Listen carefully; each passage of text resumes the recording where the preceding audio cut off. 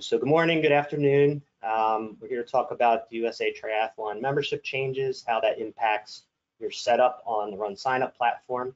My name is Bruce Kratz. I'm the VP of Development here at RunSignup. I'm joined with my teammates, Bob Bickel, who many of you know, the founder of RunSignup, and Johanna in the background helping us out with the webinar. And we're joined with the USA Triathlon team. Samantha, you want to introduce your team, please? Yeah, so today, well, first, hi, I'm Sam. I've been with USAT for 15 years, and most recently I've been working on this, the tech side of this product change. So excited to see this happening come Tuesday. We've had a lot of work going on with our team here for that. Other people from USAT who are joining us is Darren Jackby. He is one of our most recent hires. He is leading up our customer care team and just making sure that we're here to support all of our constituents. We have Kelly Clark, who is the head of our all digital products. Krista Prescott, who is our Chief Revenue and Growth Officer, and she's really the brainchild for this.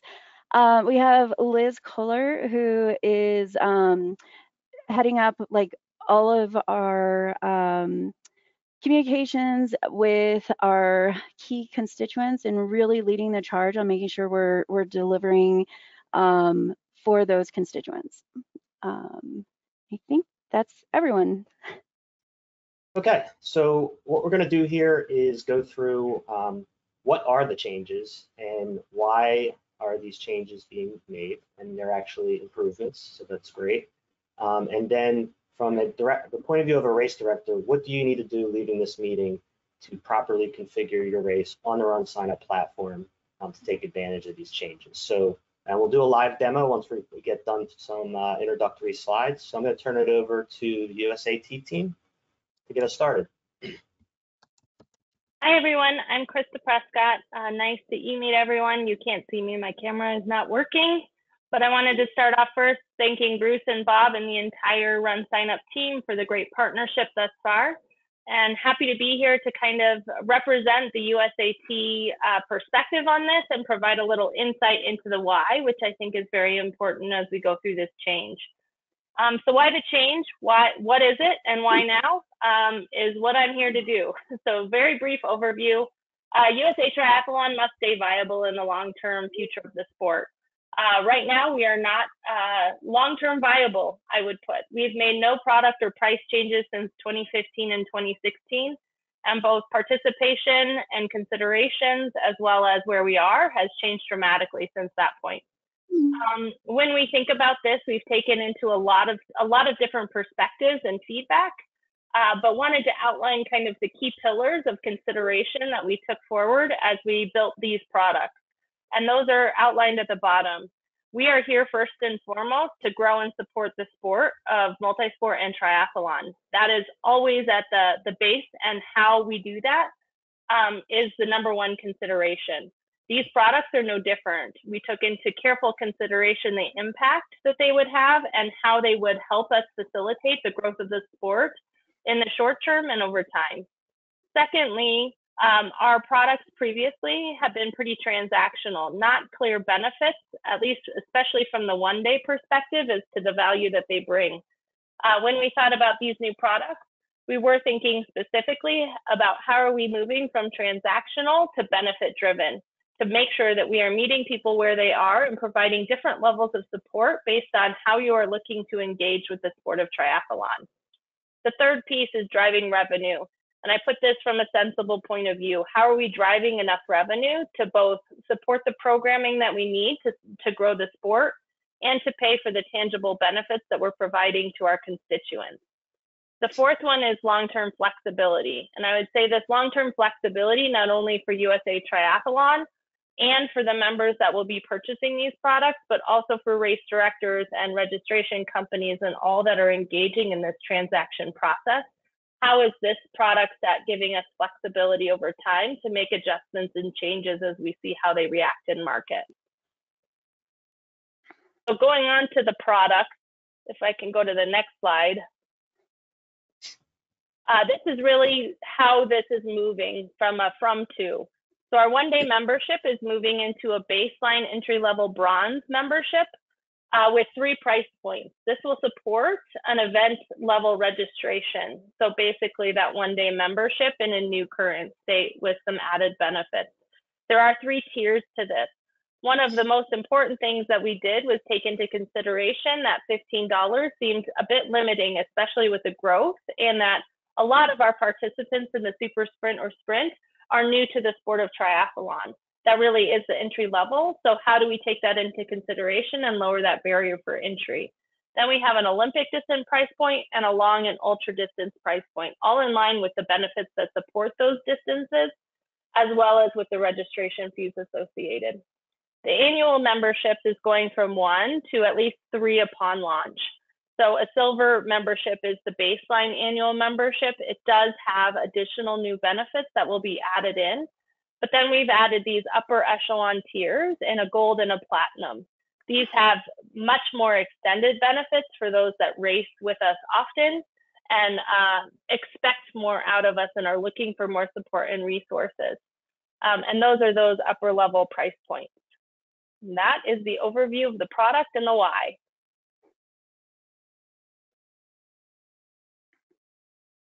All right, so as you're setting up your registration, obviously we have a lot of different race types, but in general, they fall into the triathlon, duathlon, aquathlon, aquabike, relay, and clinic as the type of races that are being hosted. We did give a little bit of an outline here on distances associated, since that's really what's driving the cost of the bronze membership. The distances here are general. Obviously, every course is a little bit different, but if you have questions when you're setting up your sanctioning application and you put in your distances, our system will calculate the correct distance. But in general, these are where the distances will, where distances will map to different categories. All right, so one of the questions that we often receive is regarding relay races and what it means for athletes. In previous years, athletes would need to buy a relay membership at the full $15 per person who was part of the relay team if they didn't have an annual membership. That is going to be changing. We are reducing the cost of the bronze membership to only $6 per leg of the race. And so at most, for a 3-leg race, people should be paying, or a team should pay no more than the $18. If somebody is an annual member, they can still validate their annual membership to be part of that team. Another question that we expect that you may have is like, what happens with people who are already registered? And there's really nothing that changes for them. They keep what they registered under, and there's no changes that you or the athlete needs to make. So just a mention about relay races on the RunSignup side. So if you've never configured a relay race on the RunSignup platform, you have various options on which team members that join the team pay. So for example, you can set it up where the first person who joins the team pays the entire relay price, and then the subsequent relay members do not pay. In the case of the USAT license, each of those members, whether they're paying or not, based on your RunSignup configuration, will either have to have a USAT license or will pay the $6 relay fee. So that's all built in, and we'll be able to cover those scenarios with our current setup. And I'll show you a relay race configuration during the day. Okay, so let me take it over real quick. So leaving this meeting, 2 things basically that you will need to do. One of those items will not be able to be done until the 16th. We'll make sure we talk about timing at the end. The first is to go into your USAT triathlon sanctioning system, and you're going to want to update your event to make sure the correct distances and race types are set up there. And the relay type is a new type in the USAT system, and Samantha is going to show us that during the demo. On the RunSignup side, you now have to, you used to just put in your sanctioning ID, and we have a real-time integration with USAT.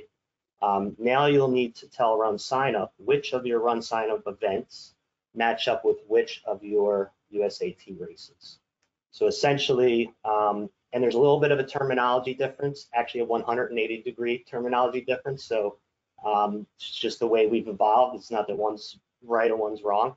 On the USAT side, when you're in that system, the terminology is an event. So the event demo I'm going to show you, it's called the Best Triathlon. So there will be an event in there, and that will have one or more races. So triathlon, duathlon, aquabike, whatever your individual events are in that event. So it's event and races. On the RunSignup side, it's the complete opposite. We call the main event a race. So the Best Triathlon is our race, and in that race, we have several events. And what you're basically going to be doing in the RunSignup system is making sure you're relating all these items. So the sanctioning ID will connect your USAT event with a RunSignup race, and then you'll use a series of menu drop downs, which I will show you, to connect the USAT races with your RunSignup events. You can have events in your RunSignup race that are not USAT sanctioned. So a good example of that might be you may have a fun run that's part of your day. And we can handle that by making sure that anyone who registers for the fun run does not go through the USAT license requirement. And I'll show you that particular setup as well when we get to the demo. So I think we'll go start the demo with the USAT side first. So let's switch it over to Samantha's machine, please. Okay.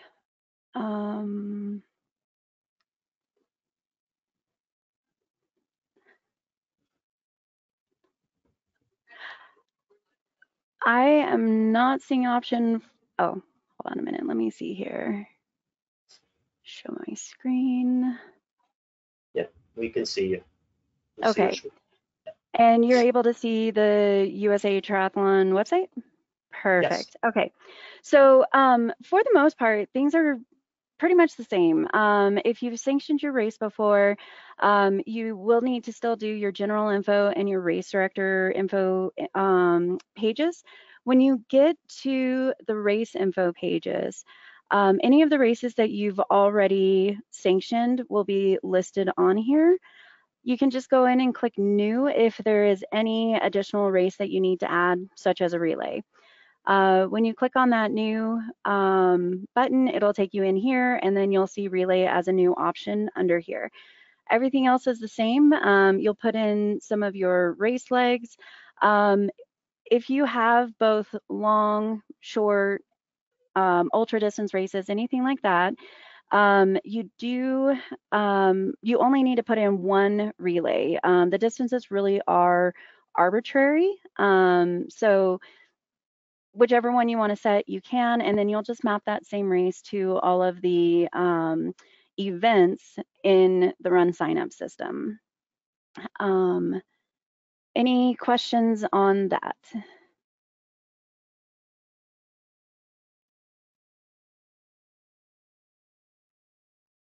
Okay. Okay. Doesn't look like any.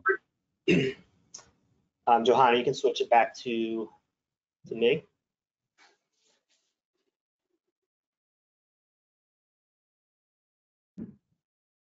Okay, so now you're on the RunSignup side.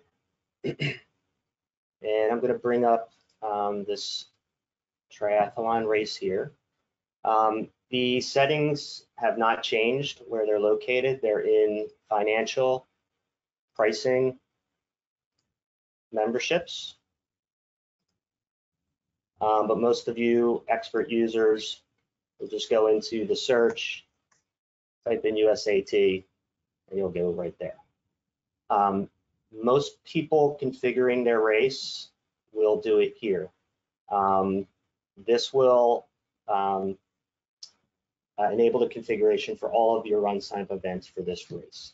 So in this case, I had a race that was already in progress, already set up before there's changes being made. So I already had my sanction ID in there. But you see these new drop-down menus here. And so this is where we're going to associate everything. If you did not have if it's new and you did not have your sanctioning ID in here, then you can use this handy search for your race, and this will do a search directly. If you can search for town hall, I think that one might be better. This will do a search directly, reaching into the USAT system, and you can grab your sanctioning ID that way. And then here's the task you need to do. You need to associate the half triathlon here with whatever you've configured on the USAT side. So this might be my long triathlon. I have my duathlon.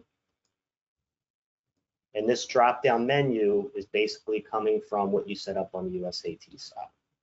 Your aqua bike and your relay. You can't really see the drop down there, but that is a drop down and it shows all the different options. Oh, sorry. Yeah, it's not showing on the. Yeah. Make sure you save your changes. And now that is set up. That's really all you need to do. Now let's look at what it's going to look like from the participant side. So nothing's really changed here except for the presentation of the new options. So you're going to go into duathlon. You're going to go through the registration process. And here's where, if you remember, and this has not changed, we'll validate their membership number. If they have an expired membership, we have an easy link to the USAT site so they can deal with the expiration of their membership. Or if they're not a member, this is where we're reaching back to the USAT system to bring up the options based on how you configured everything as far as the type and the distance. I'm going to go ahead and select that. In the actual production system, this would have the waiver for USAT waiver here, and then you would go ahead and sign that waiver here and hit continue.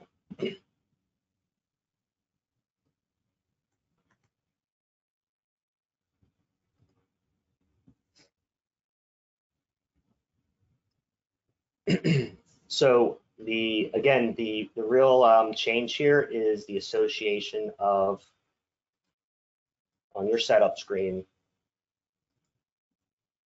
the association of the RunSignup events with your USAT setup. I'll show you one other configuration since we had a little discussion about relays on the last town hall. Let's see here. I'm sorry, not relays. I wanted to show you what it looks like if you have a mixed bag. So most people are going to use that all events configuration. But if you have USAT events and a non-USAT event on your same day, and you want people to be able to potentially register for both, you can use this setup. So I'm going to go into my USAT setup. And instead of using the all events setup, I'm going to set up each event individually. It's the same process. You're going to associate your individual RunSignup event with what you have set on USAT. You would do that for each of your USAT sanctioned events, and then your fun run, in this case, you just would not set up that it's a USAT event. And that way, when someone goes through the registration process, they can purchase both a USAT event and a non-USAT event in a single transaction. Any questions?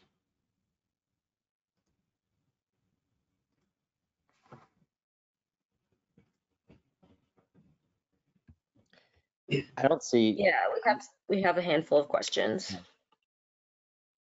So I think we'll start with youth membership options. Are youth membership options still in place? Or is they just now 18 and under paying the full day, full 1 day or full membership level?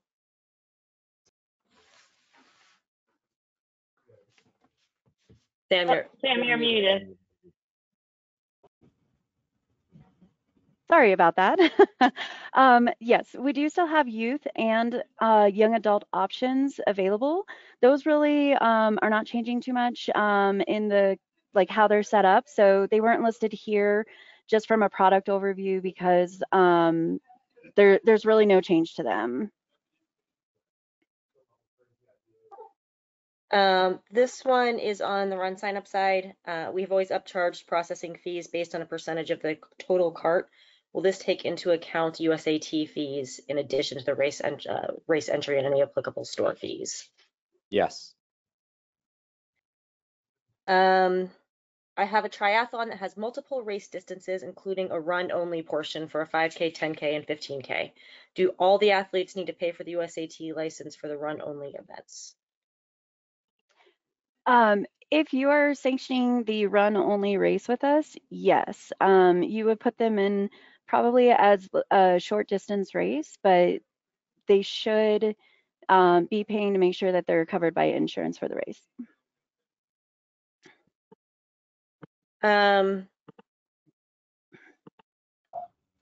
Will there be some info on sending in results post-event? Are there any changes to that? There's no real changes to results. RunSignup does record the member number for each person, and that's really what we base results on, not the membership type that they have.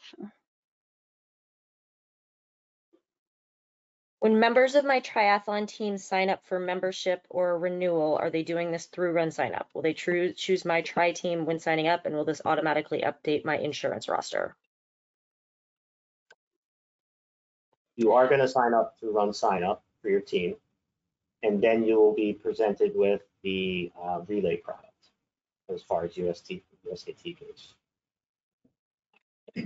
So a couple of relay questions. I'm going to try to keep these together. We've not had to report relay results in the past. Is that still the case? That is the case. We don't rank relays, but if you do want to send them in, it's always good for us to have the information.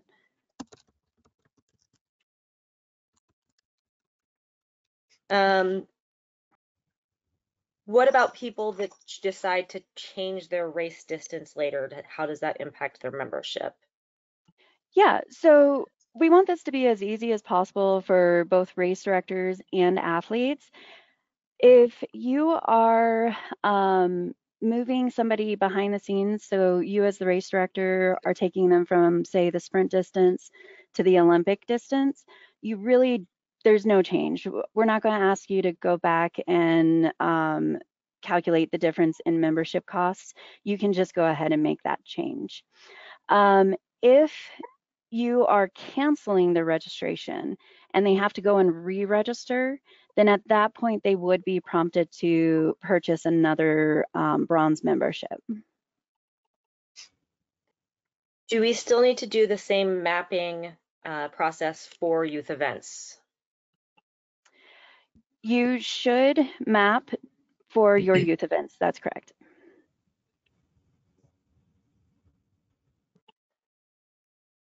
Are relays the only events that could be arbitrary in terms of pricing? Is everything else categorized by distance similar to triathlon, duathlon, aquabike, etc.? Correct. So relays are a bit different because you do have 2 to 3 people participating. So the pricing will vary, but everything else is the same per person. Okay. We have deferred registrants from 2023. Do they need to pay additional USAT fees for racing this year? No, if you've already got them registered for this year, they should not have to pay anything different. We have a request to put the registration levels up on the screen again. We will also be sending all of these slide information out with the recording later.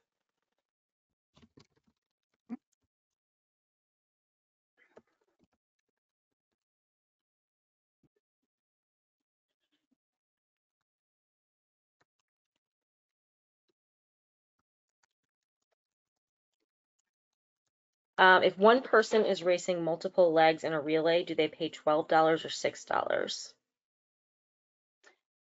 So that will sort of depend on how registration is set up. And Bruce, perhaps you can speak to this a little bit more, but if it allows for one checkout for a person doing 2 legs, they should be paying about $6. Some registration platforms may prompt for them to pay per leg, but at most it's $6 per leg. Yeah, I may have to try that out. I'm not sure if the answer is to that scenario. Clarification questions. So if I have people already registered that paid the $15 one-day fee, what happens to them after this change?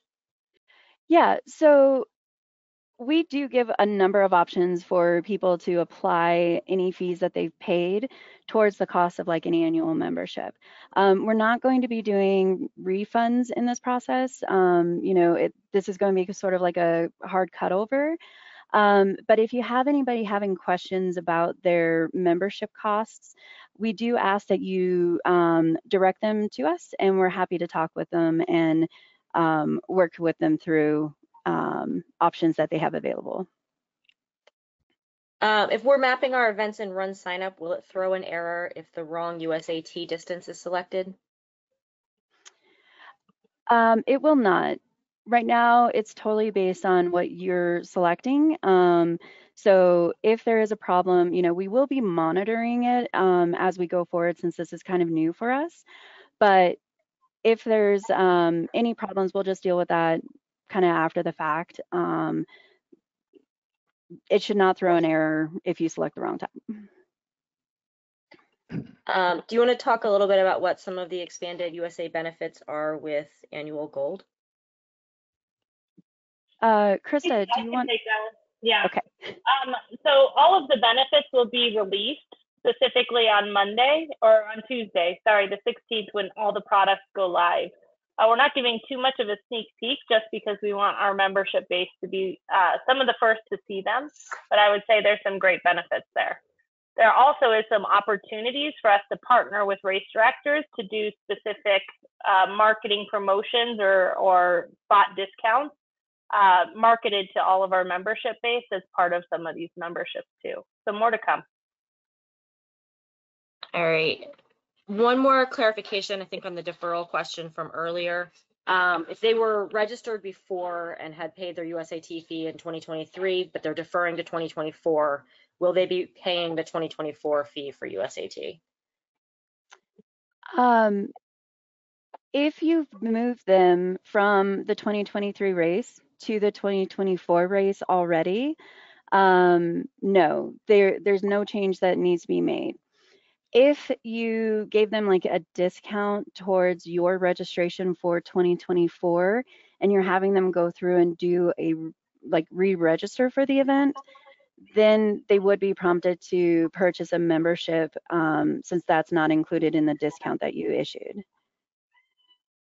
And if there's a distance that we have that's between a traditional sprint and intermediate, what do we choose when we're mapping? For example, like an 850-meter swim, 22-mile bike, 5-mile run.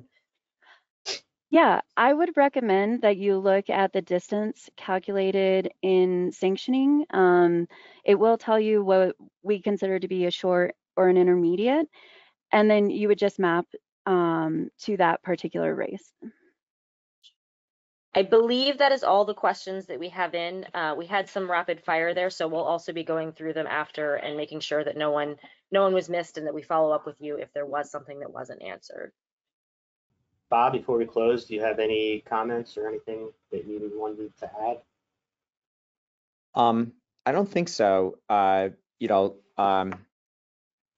Jeff Cohart was the software developer on our side who did this integration work. Thank you to Jeff for doing it. I think it's a really nice, clean implementation. Hopefully makes it fairly easy for all of our USAT triathlon customers. Yeah, with change, there's always concerns and everything. Did we cover what would happen if you didn't do the setup correctly? Right, so if you didn't do the setup, your registrations will still flow. You'll just be getting a default pricing, which I believe is the pricing that exists today, which may be higher. Is that correct, Samantha? So if the setup's not done, it will default to the highest cost bronze membership. So that would be the $23.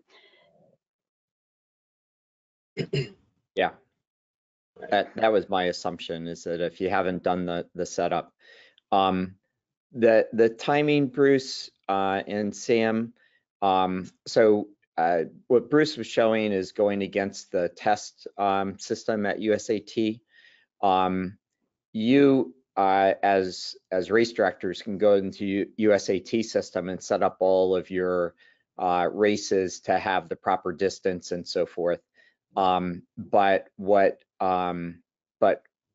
the API is actually not available to us yet. So on production, USAT hasn't made that available to us because once they make that available to us, the pricing goes into effect and all that kind of stuff. So it's all tied together on the USAT system.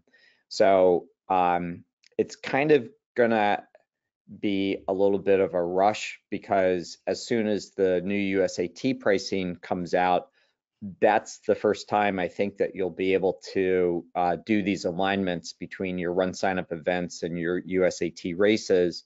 So what's going to happen is that the price is going to go from $15 to $23 for everybody until you make those changes. And that date and time again, Sam? So it's going to go live on the 16th, and we're targeting about a 9 Eastern time for it to be launched and out in production. Okay. And so we'll need to switch at that point, and we're prepared to do that as soon as we get the word that everything's good.